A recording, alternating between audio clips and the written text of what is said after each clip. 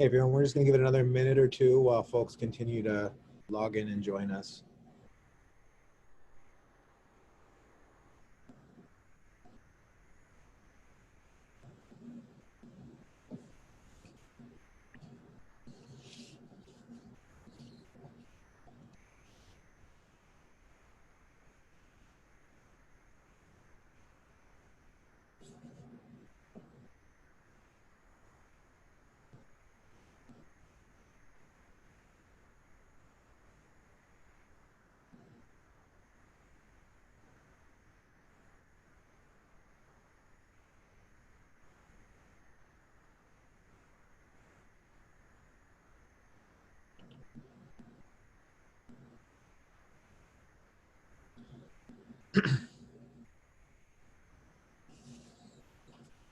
All right, we'll go ahead and get started and let folks continue to log in after we've gotten underway. So welcome everybody. My name's Tom Walker. I'm the Executive Director at Encore Outpatient Services at Caron and Maryland Addiction Recovery Center Partnership. Thank you very much for joining us today for our webinar series, DMV Neighbors in Treatment and Recovery, a spotlight on local resources, programs, and expertise.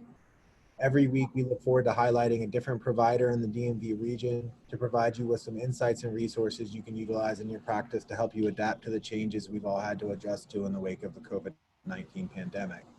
Please note that these sessions are not eligible for continuing education credit. We will be conducting these sessions in a webinar format. All participant microphones will be muted. During the presentation, please utilize the Q&A feature to ask any questions you may have. We will have time for questions at the end of the presentation. This week's presenter, Tara Handren, is with us today to speak on the topic virtual AA meetings, what they were like, what happened, and what they are like now. Tara is the Regional Vice President in the Greater Washington, D.C. area for Caron Treatment Centers. Tara's mission in the Greater D.C. area is to educate people about addiction, inform people about resources for treating addiction and other related disorders, and raise funds to help more families access top quality treatment at Caron.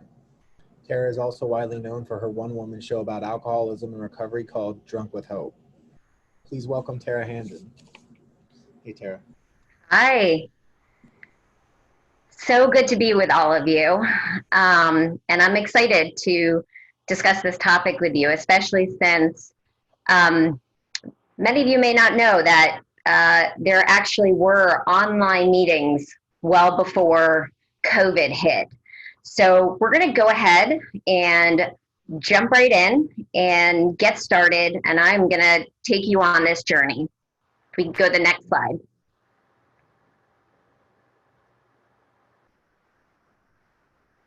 So you might be thinking to yourself, like, why are we even talking about online meetings? Or why was I even thinking about online meetings back in 2008? 2007, 2008, I was working on my master's in a program that was a master's in communication, culture, and technology. And when it came time to start thinking about my thesis, I really wanted to focus on women. I wanted to focus on the 12-step group dynamic within Alcoholics Anonymous, why that's effective. I think most people know it's a construct that started way back in the 30s and has managed to grow and maintain itself, since then. And so I was thinking, there's something really, really magical about that dynamic. So I want to look at that. And there's the technology piece. So I had to ask myself, like, okay, so what happens when you do put technology, what happens when that gets layered into this? And so that started my journey of, as a researcher, looking at the 12-step group dynamic, going to tons and tons of regular face-to-face meetings. I am a person in long-term recovery, but for that period of time, about 90 days, it was a meeting every single day. And some days it was an online meeting, and some days it was a regular face-to-face meeting. The other part of this, and this, you'll see why this kind of has a role in all this as well, is that I took my thesis and turned it into a performance piece, because I really thought that 12-step meetings and that dynamic really needed to be in a performance sort of format. And when I first created the show, the online meetings were a large part of that. I mean, that was part of my thesis. At a certain point, though, that got taken out. So I'm going to talk a little more about that as we go on. But let's go to our next slide.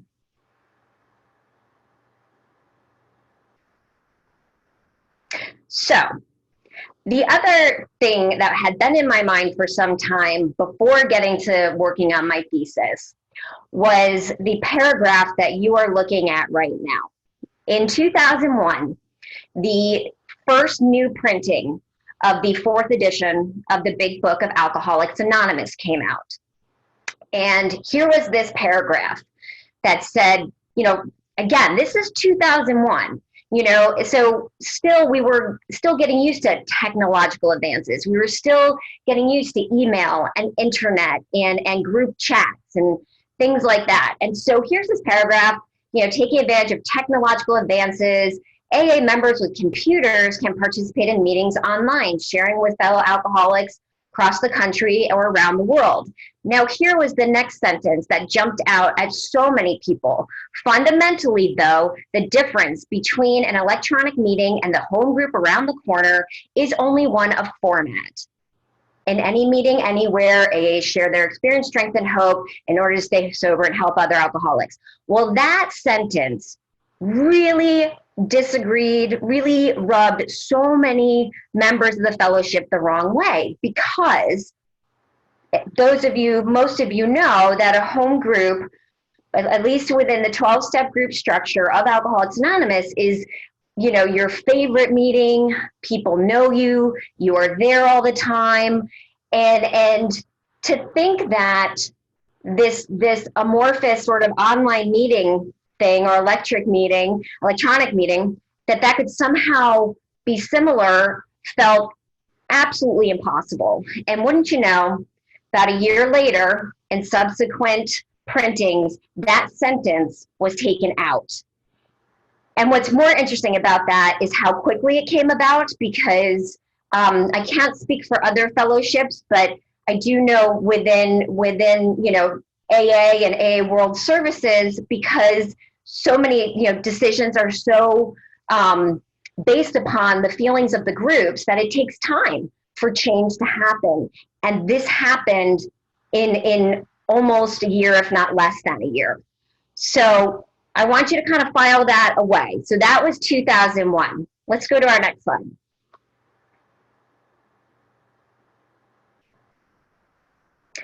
So when I was working on my thesis, as with any thesis, you need a theoretical framework.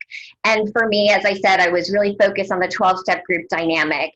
And so I won't spend a whole lot of time on this, but what I chose was symbolic convergence theory, because the way it described the growth and connection and the kind of personality that emerges from a group, especially a shared group connection, to me, it just matched so closely with the 12-step group dynamic.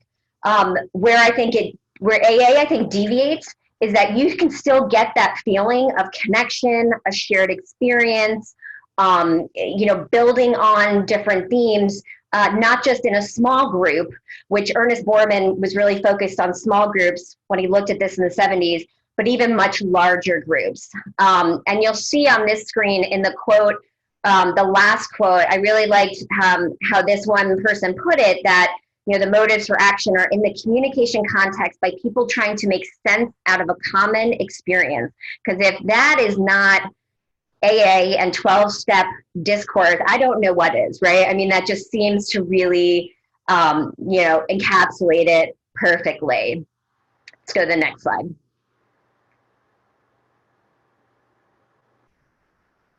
And so, as I mentioned, I was also looking at online meetings, which meant I really needed a theoretical framework for that as well. And so what I looked at and what I used was something called the hyperpersonal model, and CMC stands for computer-mediated communication. And a gentleman by the name of Joseph Walther started to research this and come up with this in 1996. So this has been around for a bit. I haven't been in academia for a while. I would think that there are plenty of more studies now that have built upon this. But even this is 1996, and we're talking about computer-mediated communication that is primarily email, instant messaging, and things like that. And what happens, with computer-mediated communication, and what the hyper-personal model suggests is that, when you're using a computer to communicate, your communication becomes hyper-personal, so more personal than it might if we were just talking face-to-face. It might get way more personal. We've also seen, I'm sure plenty of us have been at work. We get an email from someone and there's a lot of emotion coming at us and we're like, wait, where did that come from? And maybe some of it's actually happening. Maybe it's not. What am I putting on the sender? What is the sender putting on me in terms of thoughts and feelings and personality as the receiver? So there are all these ways in which, because we have so few cues to work with, particularly when it's mainly words on the screen. Now, when we can see each other with a camera, that certainly gives us more cues for sure. Definitely a different experience, but we're still missing some cues, right? And I'm going to talk a little bit more about that later. Let's go to the next slide.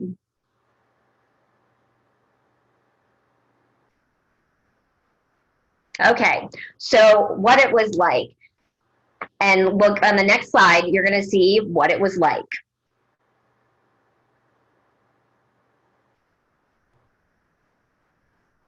Okay.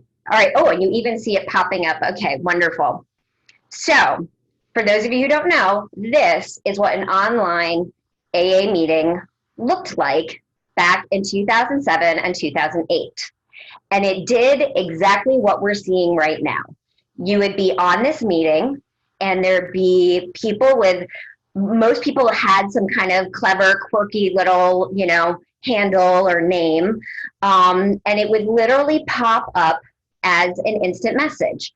And you see here how like Grateful Annie has her text kind of broken up. I remember that being a suggestion when doing these kinds of meetings, because that way it kind of kept people's attention versus doing like one big long paragraph. So here we have Grateful Annie, she's sharing, and a couple lines in, we see Bobby B with, hey, I'm new, what do I do?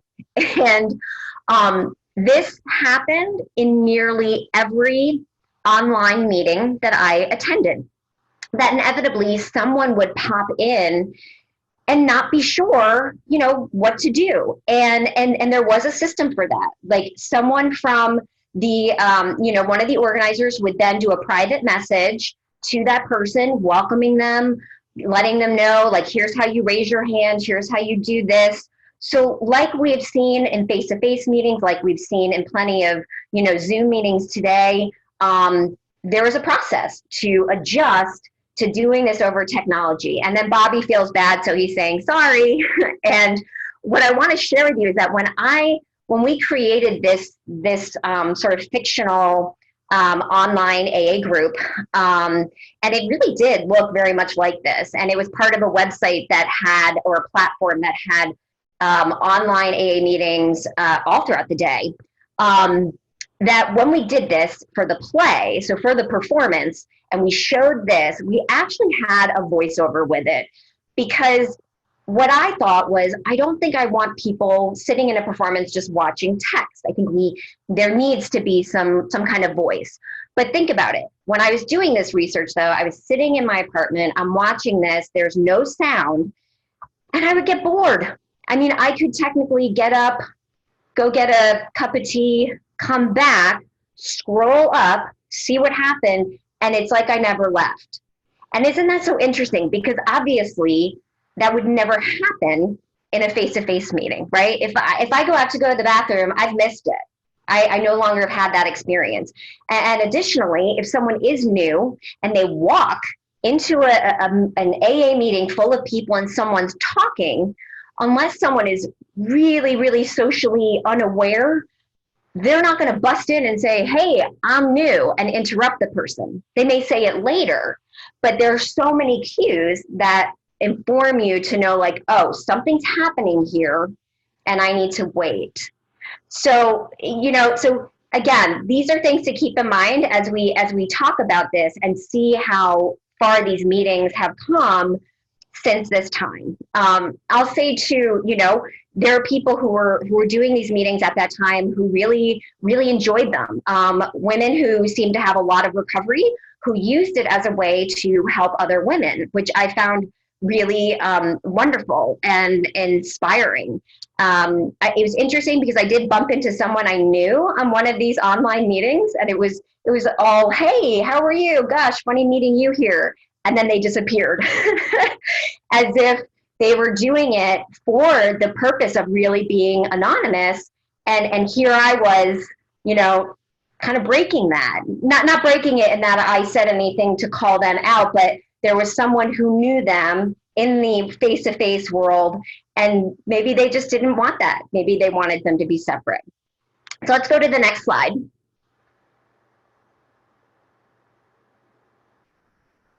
So, I mean, there was a ton of information that came out of my research. Some of the key findings, though, were what you see on the screen.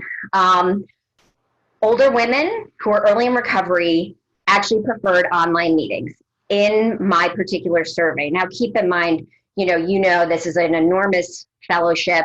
And at that time, we didn't have nearly as much, we didn't have Facebook, or we did, it was like kind of just starting. And so the avenues in which to get respondents were much more limited than what I have now, or what any of us has now.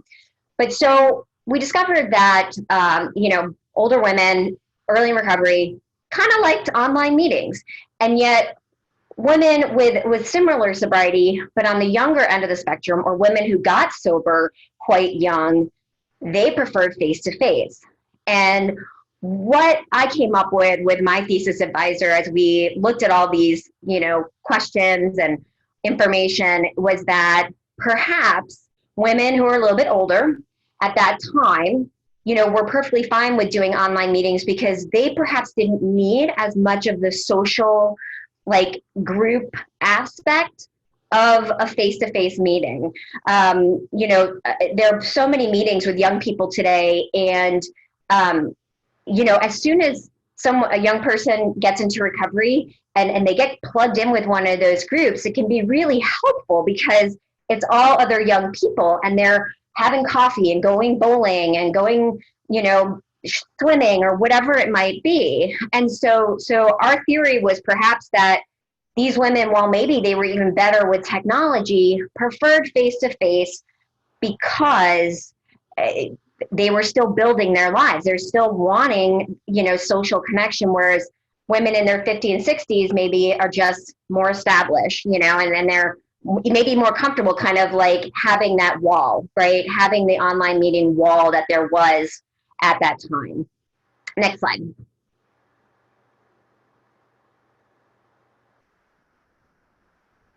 And then what happened? Next slide, you'll see.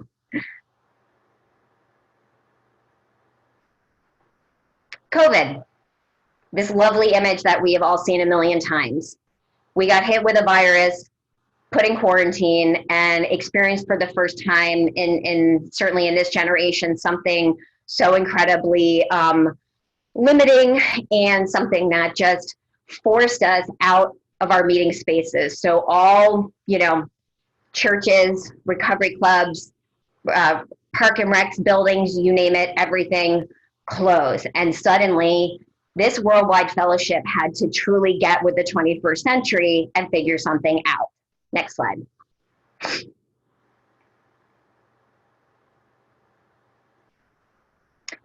What it's like now. Next slide.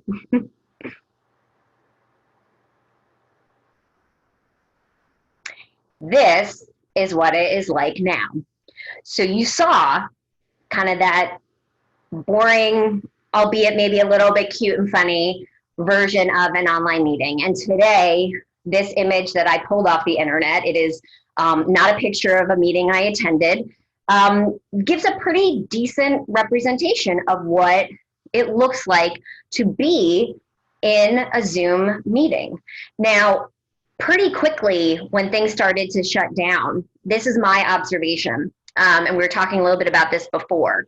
My observation was that while this was pretty daunting, people moved quickly to get meetings online. People who maybe were not super familiar with, probably many people had not used Zoom. Zoom was primarily used for business meetings and business purposes. And suddenly, the Fellowship of Alcoholics Anonymous has now taken this platform and it's being used all over the world. And so, and what I saw too was not just that people were grabbing and kind of figuring things out just for themselves or their own group, but there was a thought of the greater whole, right? I mean, I would hear about groups kind of teaching other groups. Frankly, I was talking with some folks who were part of a group that's primarily young people, and they were kind of helping a group that was primarily many older folks, and kind of helping them navigate the Zoom process. And now both groups are up and running and doing their thing, and people are hopping on, and it's a really amazing thing to see. I want to mention too, another difference in terms of what I've seen in terms of age and what we bring to it at different ages. So one of the meetings that I hit is a very large meeting with a lot of young people. When I say young, I mean primarily 20s and 30s, with even like probably a heavy number of people who are mid to late 20s, right? And then there's this other meeting, which is a 7 a.m. meeting, and I would say that, like 40 or 50 is the younger side of that meeting, right? So it goes up to like 50, 60, 70s. And I noticed in the meeting with the young people, which is an evening meeting, most of the people have their cameras on. There's maybe a quarter to a third of the folks did not use their camera. Now with the other group, I would say only a third or a quarter of the people did use their camera. And there could be a lot of reasons for that. I mean, it's a morning meeting. Maybe people are just kind of rolling out of bed, but I just thought it was interesting. Again, like, was there less of a need for the people who were a little bit older, who are joining that morning meeting, less of a need to actually see everybody, but more just hearing it and knowing that there's a connection there? Whereas with the younger folks, is there more of a need to like see someone and to connect in that way? I'll also say too, and I'm sure people have noticed this both with work meetings and recovery meetings, that we're still learning Zoom etiquette, Zoom protocol. So, I've been in meetings where people are pretty, people are they're looking at the camera or maybe looking down a little bit, but I know for myself, I try to treat it as if I was sitting there in person with someone. And then you have people who are like, they're all over the place, they're talking to people. I mean, they're muted, but you can see them talking to people. I was sitting in on one group where a guy was in a rocking chair and he would go back and forward. And like when he would go back, he would disappear out of the screen and then pop up. And it all sounds so trivial, and it is. But when you're watching a meeting in that way and you're so aware of looking at people and they're looking at you, it provides a distraction that is a little bit different than a distraction you might have in a regular face-to-face meeting, which of course has plenty of its own distractions. Let's do the next slide.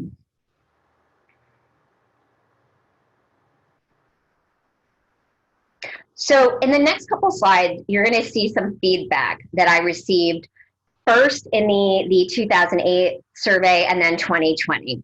And you're going to see where some of it is still the same, some of it's different. So in 2008, like this first quote talks about this woman being afraid to be honest and not wanting people to see her cry and things like that. and and maybe sort of liking to be able to hide behind a screen. It's interesting how she says it reminds her that this is like a world issue, which is, it's very interesting how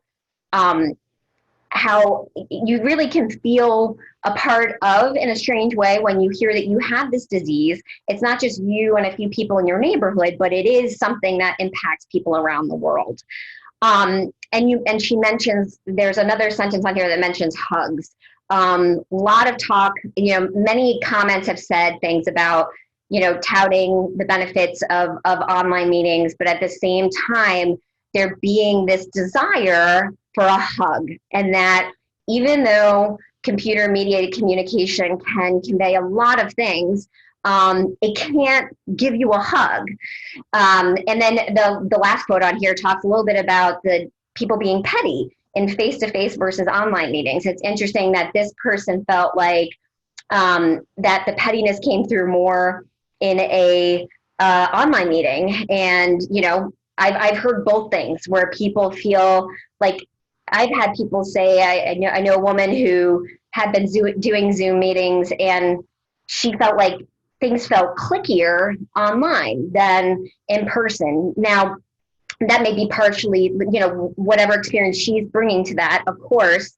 But it's interesting to think about that, how even sometimes on a screen, it can feel like some people are more connected to each other than I am to them. Next slide, please.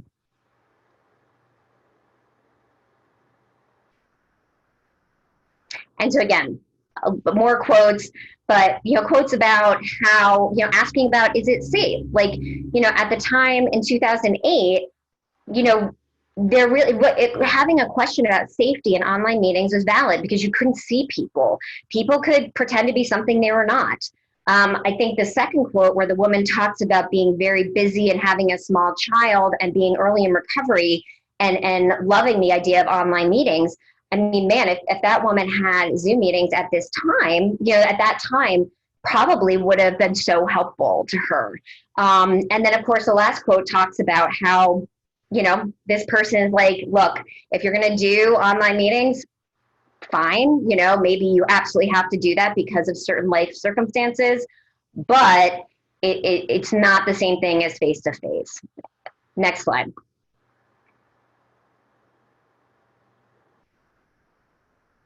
Fast forward to 2020, get the survey results. Survey was too long. I almost stopped midway. Good luck with your research. I just had to include that. It was really funny. What's funny too is that survey, that the 2020 survey, was about a third as long as the original survey. So again, could be just the individual, could be the fact that we are all so much busier now and we're just used to things moving that much faster. Because I can tell you, because I know from looking at the information about the survey, most people did it in under 5 minutes. So again, like, I think we're all really, we're busy, and our attention spans perhaps keep shrinking.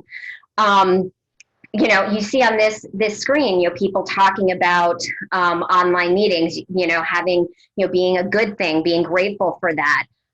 People craving perhaps a hybrid of, after all this, having in-person and online, the convenience of it. But again, that it not being the same thing as having an actual hug, right? Like, of actually getting to just hug someone. So let's go to the next slide.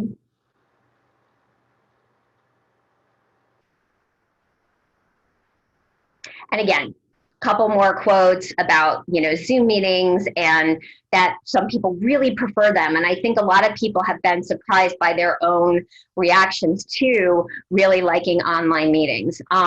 Something else that was interesting for me in talking with different people with different lengths of sobriety was that one woman I spoke with said that she had kind of gotten away from meetings in the past couple of years. She was caring for a sick parent and just got disconnected. And that in this time of COVID, she and other folks who had also kind of felt like they had kind of drifted from their program had gotten together and started a Zoom meeting that they're now doing every day during the week. at noon. And it's gotten her plugged back into the fellowship and plugged back into people she had known from many years ago. And I've been hearing about this from some other people, you know, reconnecting with people that perhaps they got sober with, but then, you know, down the line, they moved, their friends moved, and they're coming back together. One more thing on this slide I do want to mention that I thought was interesting. Someone brought up the point of technology, that, you know, someone may not have access to technology. In real life, someone with zero resources can walk into a room and just walk in and be part of a meeting. It doesn't require any sort of payment or anything. Obviously, to do an online meeting, you need something, even a phone. So that is a consideration when it comes to these meetings and access. Next slide.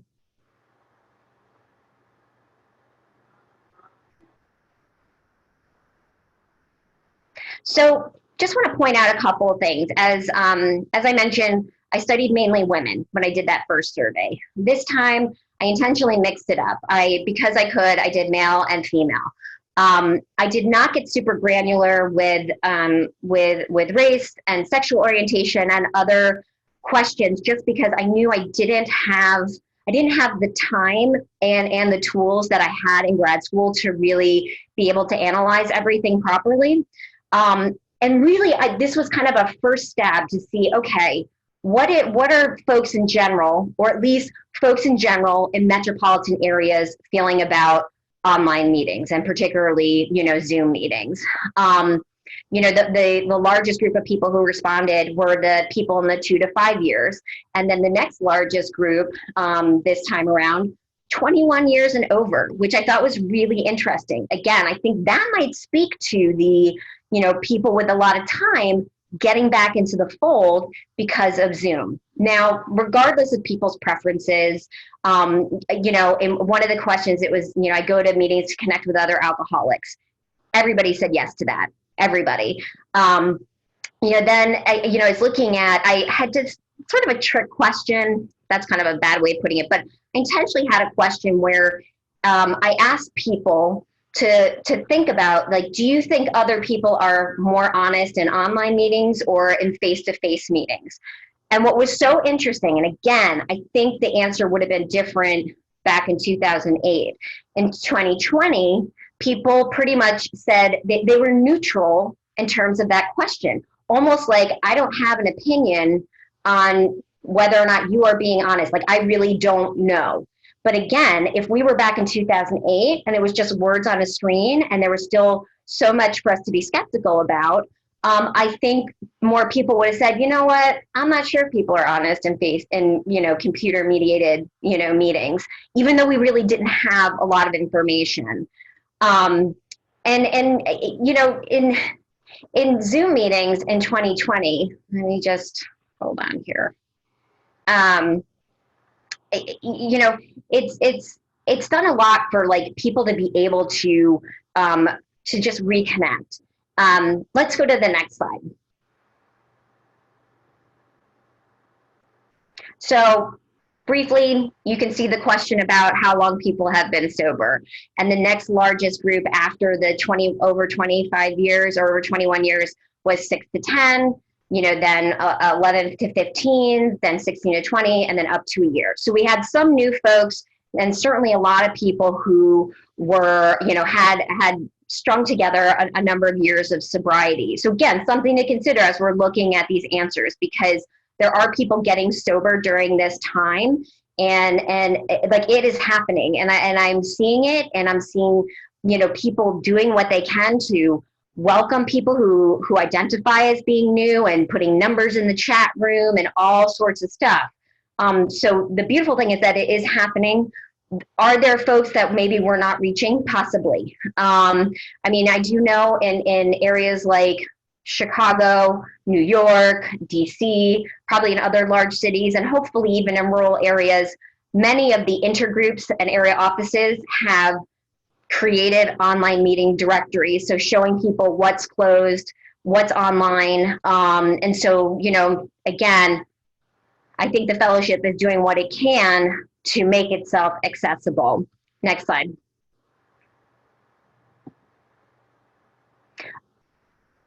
So meetings put me in a better state of mind. And I pulled out this slide because I thought, okay, regardless of what your preference is, right, minus like a sort of sliver of folks, really, it puts everybody in a better state of mind. So whether it's face-to-face, whether it is, over Zoom, you're gonna get something, most likely. Most people feel like I got something out of that. Next slide.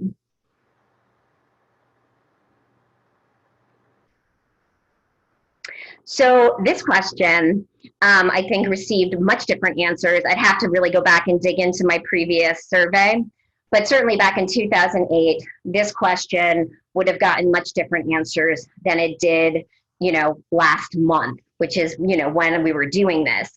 And interesting that not a single person said that they strongly agree that an online meeting is a cop-out. That might be a really hard thing to get behind right now, given that that is all we have. So I thought it was so interesting, like, and not just disagreeing, but strongly disagreeing, that there are a lot of people, because of this moment in time, are thinking, no, these are not a cop-out. Like, these Zoom meetings are essential. Next slide.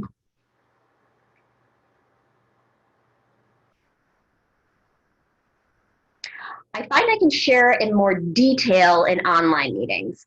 So I thought this was interesting because you look at it, and because I am curious, because of the hyper-personal model, I wonder, like, are there people who feel like they can be way more open as opposed to in a regular face-to-face meeting? Now, again, different when you have text on a screen like it was in 2008, because now it's different when even though I'm not in person with you, if you can see my face and I see you reacting, it is different. But interesting that, people were more in that middle category. Like, that's the largest group said, you know what, I'm not really sure. I'm not sure if I can share in more detail or less detail in an online meeting. And then the next largest group was disagreeing, that I find I can share in more detail in, probably any meeting, not an online meeting. That an online format doesn't exactly mean I'm going to share more. So again, kind of goes against that theory a little bit, that everyone's going to be very emotional and maybe oversharing in some ways. Next slide.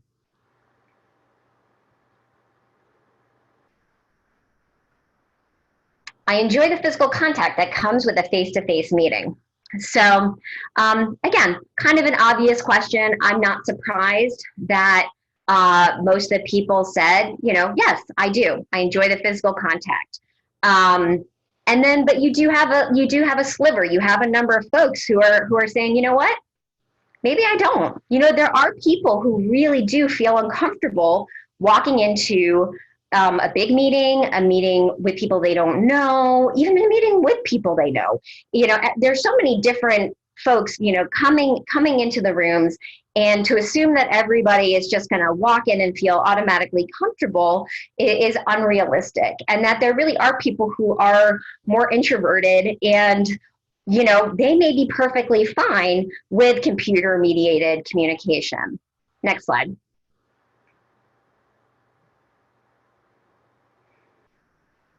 I view my connection with other alcoholics as crucial to my sobriety. So again, look at the overwhelming response for strongly agree.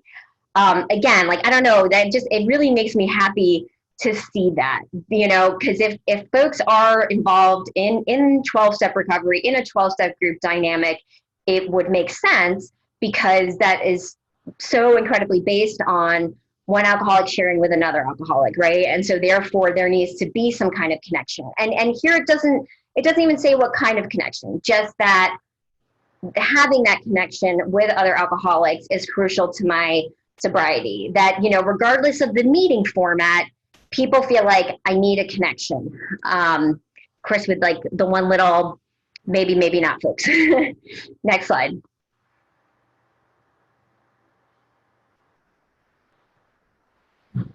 If the founders of AA were alive today, they would agree that online meetings are a viable option for truly connecting with another alcoholic. Another question that was received completely differently in 2008. People agree. And I'm not surprised because, again, this is what we have. This is what we've been presented with. And I think, it's come up. There are plenty of other advances in terms of science, medicine, technology that have at times, I think, started to have people question, what would the founders think of this particular thing or this particular medication or this method or process of someone getting sober. And, it's hard. We just don't know. We really don't know. But I think it's interesting that the folks who took this kind of took that guess of, well, given everything that's happening, if this was what we have, yes, they would agree with this. I mean, of course, in 1930, they could never have imagined anything like this. So who knows? They could, wherever they are, they may be really pleased with how everybody has come together in a time where we can't have that face-to-face communication. Next slide.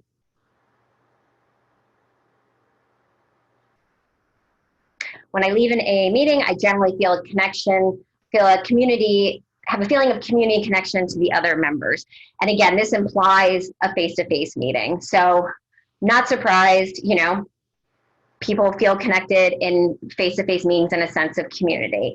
And again, but though there's still people who feel like, maybe that's not for them. You still have that small group that says, not always. They may feel like, depending on what meeting I go to, I may not feel as connected. Next slide.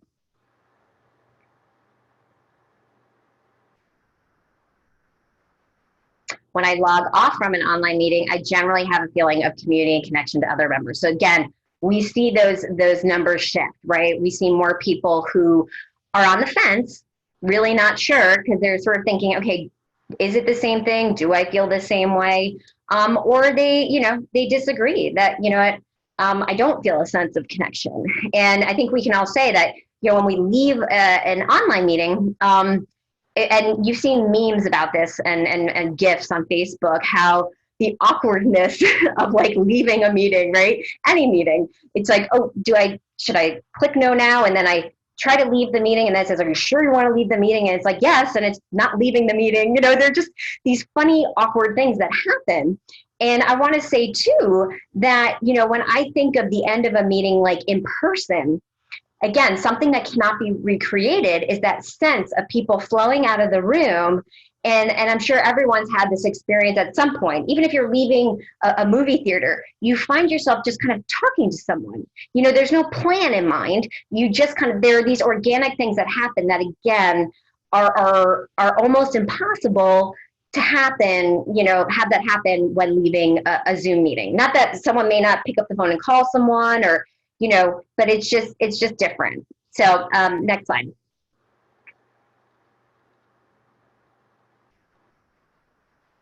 I feel more connected to my online fellows in recovery than to my fellow members in face-to-face meetings. And again, chose this question because I was just curious about it. I was curious if there were people who were feeling like, yeah, I'm feeling more connected. Now, a large chunk of people say they disagree, right? That's the biggest category, which, okay, maybe that's a little obvious. But keep in mind, these are folks, our largest group were people who have been sober for over 21 years. So in some cases, they're getting to reconnect with people they've known for a long time. And so I would suspect that some of those folks may find themselves in that, do I agree? Do I disagree? Because they like it, but they've known face-to-face meetings for years and years and years. And yet the Zoom meetings are helpful. So again, I think a lot of us are in this place of how do I feel about this? And then it's interesting because, you then have a solid number of people who say yeah, there's something about that format. And again, what we don't know are the kinds of online meetings. So there's a big difference between going to a meeting with 8 to 10 people versus 200 people, and I've done everything, between 8 people all the way up to, a couple hundred. So, yeah, so again, so much of it is a personal experience, and it's so important to figure out like what is right for the individual. Next slide, please.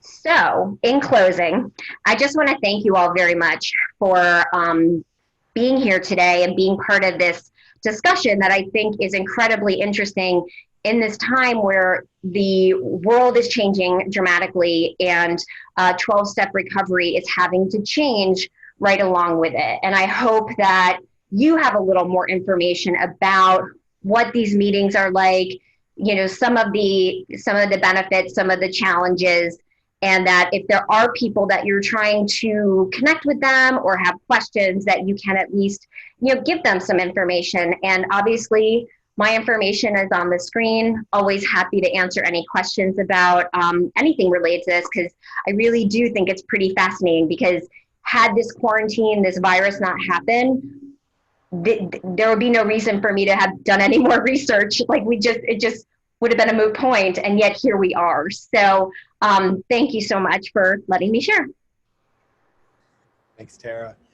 I really appreciate you doing this, and I have fewer questions because of my own involvement and experience, but a lot of observations. And I want to talk about your perception and just, you know, some of the maybe more subjective elements of this as well. But I'm wondering, what do you see as kind of one of the coolest outcomes of, you know, this now, you know, reliance on virtual platforms for recovery?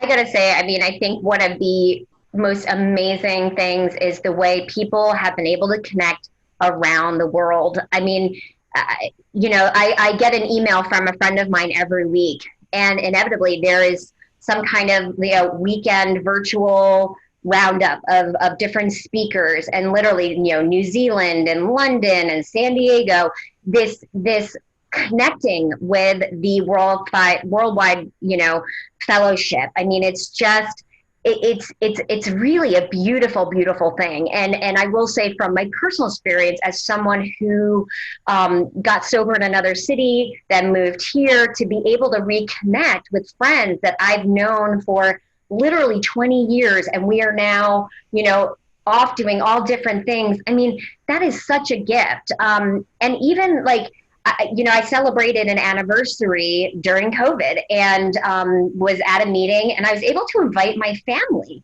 So, you know, my mother who's up in Cape Cod, my father who's in New Jersey, my brother in Boston, you know, people where it would have been a lot to come to DC, and certainly during COVID, they couldn't, for them to get to be a part of it. I mean, I think that has been one of the most incredible benefits of this.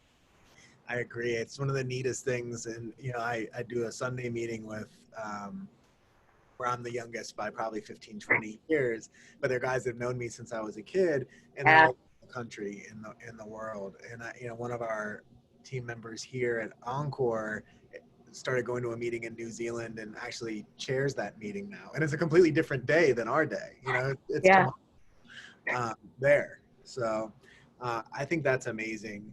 Yeah. We have a couple questions that did come in. Okay. So the first one is, what's the best way to find online fellowship meetings, and do you recommend any particular sites? So what I have been doing when I've, you know, I lose the information for a meeting I've been going to or something, I do go to the actual intergroup site for that area. So in DC, if you just Google DCAA meetings, it will take you to the WAIA website, which is the Washington Area Intergroup Association, and they have a whole directory, and they let you know, which meetings have gone virtual and how to access them. They have, I think they may even have some guidance around how to actually get onto an online meeting. But if you're looking at a different area, like say you're looking LA, I mean, again, I think you could even Google LA online meetings. Like, I think there is enough on the internet now for something like Google to be able to pick up, like, yes, there's, this site has something about online meetings. I don't know of like a centralized one, and there probably won't be for like all of them, but it does seem like, these different areas throughout the country that have, they have their own little centralized location. Those locations are putting on their own websites the information for online meetings. Thanks. And there's actually two questions that came in that are similar about confidentiality. So do you think Zoom AA meetings have less confidentiality than in person because of family members possibly being able to see participants or other people in proximity? How do we protect confidentiality? That's a really good question because you're absolutely right. I mean, it is, I live with my husband. My husband's in recovery, so occasionally I might be on a meeting and he walks by. It actually doesn't happen a lot, but he's a member, and I think we do need to be careful, and I think we need to be respectful as folks who are attending, right? That it's my responsibility to not have people just kind of popping in, right? Because it can be disconcerting because, again, that wouldn't happen in a real meeting, right? You would not have, your dog walker walking in to say, here's your dog, or whatever sort of odd life thing might happen. And so that is something we have to think about. I would say too, this is a work thing and I'm using my full name. Typically I may just use like my last initial. I'm not very concerned about using my last name, but again, I feel like it fits more with our traditions if I'm not using my full last name. And it may also make someone else feel a little bit better, like they don't have to, because again, don't want someone jumping in and feeling like, oh my gosh, they like want my last name. People can have assumptions, especially in a format like this.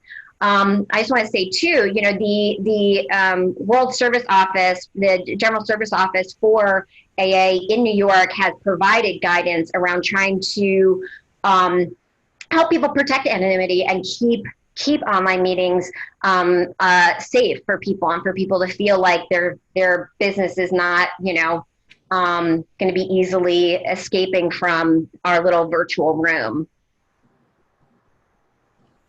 Yeah, thanks for that. You and I, before the webinar started, we're also just talking about, I think, the newcomer. And I know you mentioned it in your presentation. I'll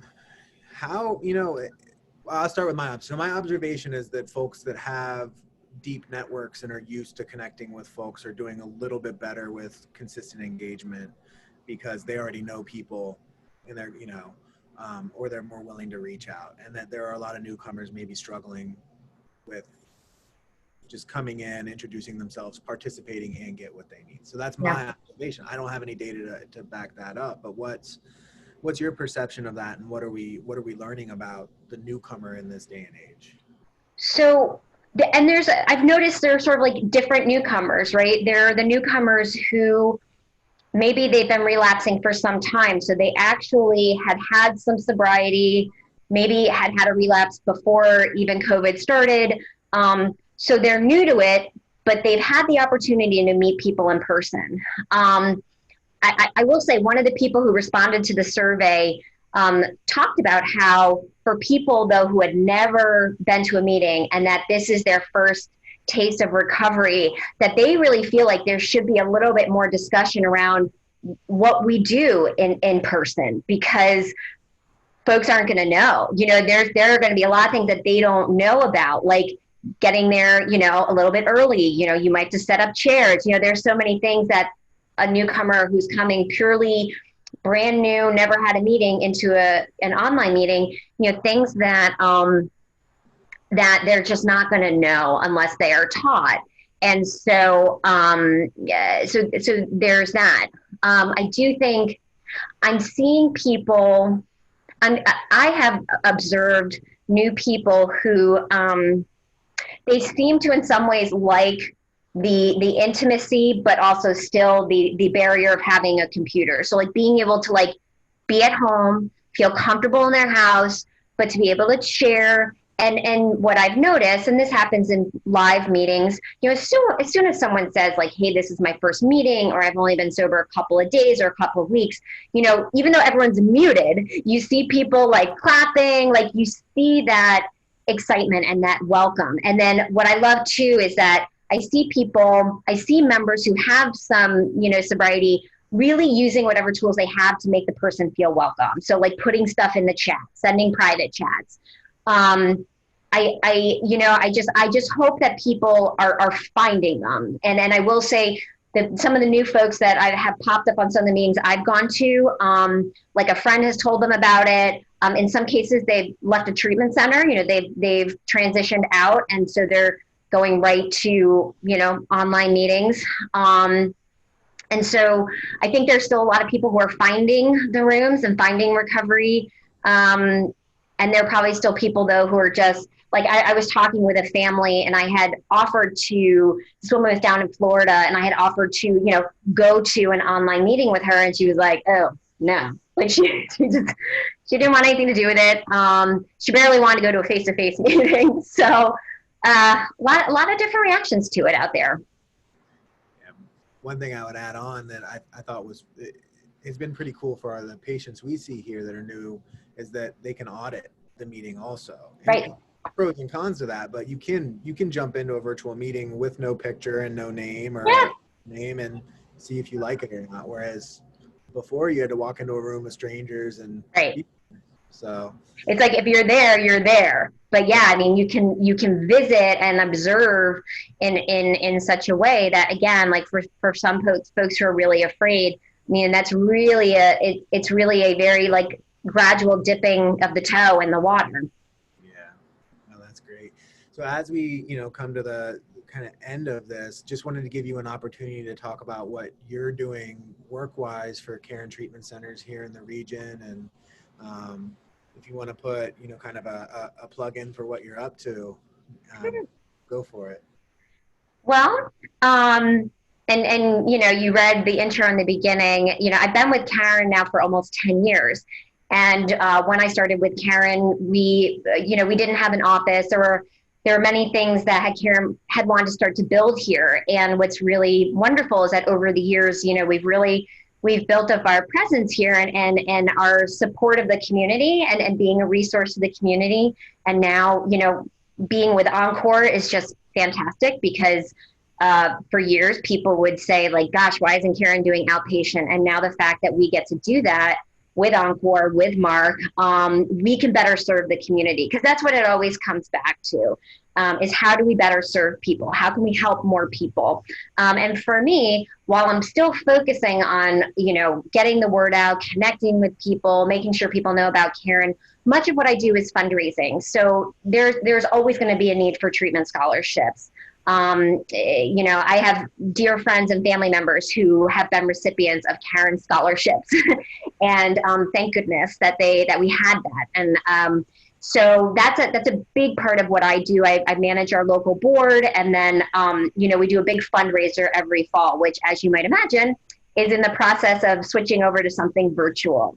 So that's going to be interesting, but really excited to see what we're able to do and really potentially reach more people, right? People won't have to come in person. So, we can reach out to people all over the country and just say, hey, join us for this beautiful, moment where we're going to be honoring Sandy and Mary Winnefeld of the SAFE Project. And so those are things I'm focusing on. And of course, all the stuff with Encore and seeing how we all continue to, work together. I mean, I'm really, really fortunate to have a team of wonderful people down here. Thanks, Tara. I always appreciate getting to work with you, and thank you for, doing this survey and putting this together for this purpose. We will be sending out links to this so it can be viewed in the future, as posted on Caron's YouTube channel as well. So it can be forwarded to anyone else that might be interested. Thanks for coming out, Tara. Ooh. For everyone, join us next week, same day and time, as we welcome Dr. Robin Norris from Windward Optimal Health to address the topic, financial therapy from the perspective of trauma in today's world. The following week, we will host Erica Cass, who will discuss the topic Trauma Informing the 12 Steps. Registration is now open for these webinars and all of our additional webinars through July. In the meantime, if you have any questions, you need some input, some resources for treatment, for anyone that you're serving, please feel free to reach out to myself here at Encore Outpatient Services, to Mallory Schwartzman at Maryland Addiction Recovery Center, Jess Ayer, who represents Caron Treatment Centers in Maryland, and James Fletcher, who represents Caron Treatment Centers in Washington, D.C. in Virginia. Thank you, everybody. You have a wonderful afternoon and a happy 4th of July.